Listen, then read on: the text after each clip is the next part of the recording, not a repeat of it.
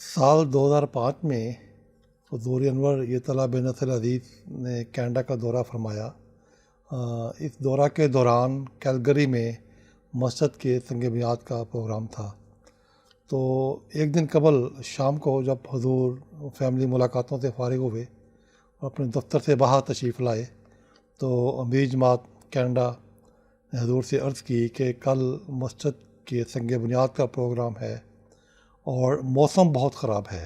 जो मौसमी पेशगोई है उसके मुताबिक शदीद बारिश है और बड़ी तूफ़ानी हवाएं हैं और एक थंडर की कैफियत है। तो हुज़ूर की खिदमत में दुआ की उन्होंने दरख्वास्त की। तो इस पर हुज़ूर ने फरमाया कि जिस मस्जिद का हम संग बुनियाद देखने जा रहे हैं वो खुदा का घर है और मौसम भी खुदा का है, इसलिए मामला खुदा पे छोड़ दें, अल्लाह ताला फजल फरमाएगा। चुनाचे अगले दिन जब 10:30-11 बजे के करीब हुज़ूर अनवर यतला बिन नसर अज़ीज़ संग बुनियाद की जगह पे तशरीफ़ ले गए तो मौसम बड़ा ही खुशगवार था।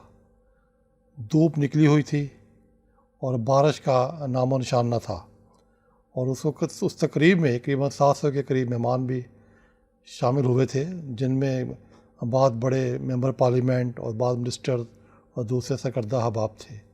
तकरीबन 2 घंटे के करीब ये तकरीब रही है और उन्होंने संग बुनियाद रखा। बाद मेहमानों ने भी उसमें ईंटें नस्ब की।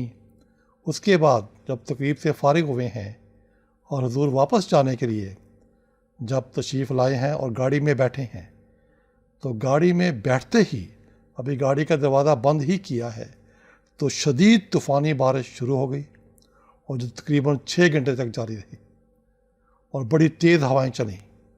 तो ये एक निशान था वहाँ उस इलाका के लिए, वहाँ के लोगों के लिए और सारी जमात के लिए कि जो तकरीब का वक्त था उसमें बारिश का नामो निशान तक न था और धूप निकली हुई थी।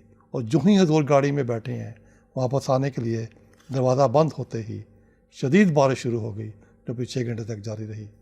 तो ये निशान भी हमने अपनी आँखों से देखा है कि किस तरह खुदा ताला खलीफतुल मसीह की दुआ कबूल करता है और दुनिया को एक निशान के रंग में दिखाता है।